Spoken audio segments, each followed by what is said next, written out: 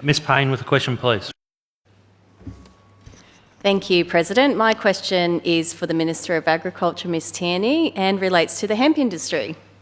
Minister, other states have recognised the future of hemp, in particular Western Australia, where the government has provided grants to local companies to drive the growth of the hemp industry.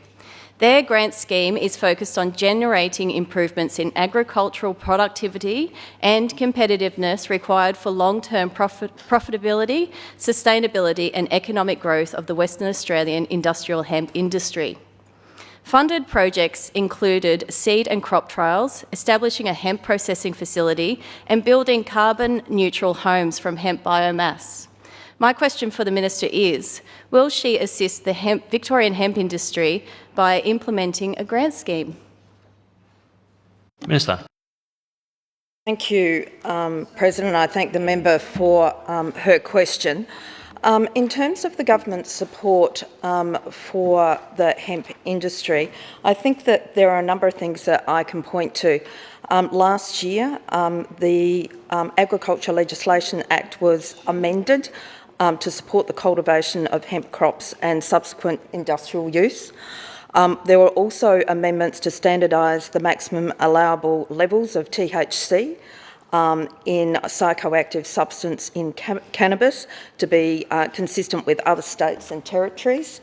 The amendments also widened the eligibility criteria for licence applications, strengthened the fit and proper person test for applicants and other changes to improve administration and enforcement of the Act. Agriculture Victoria has co-invested with Ag Futures and Industry in the National Industrial Hemp Varietal Trial and hosts the Victorian trial in Hamilton, as you probably are well aware of.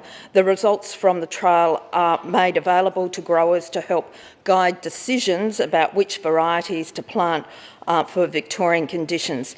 In the current growing season, there are 6 authority holders growing commercial crops covering an area of 156 hectares. Agriculture Victoria's activity in industrial hemp R&D is through the industrial hemp variety trials that I have mentioned, and the IHVT is a 3-year national project with trials in every state and the Northern Territory.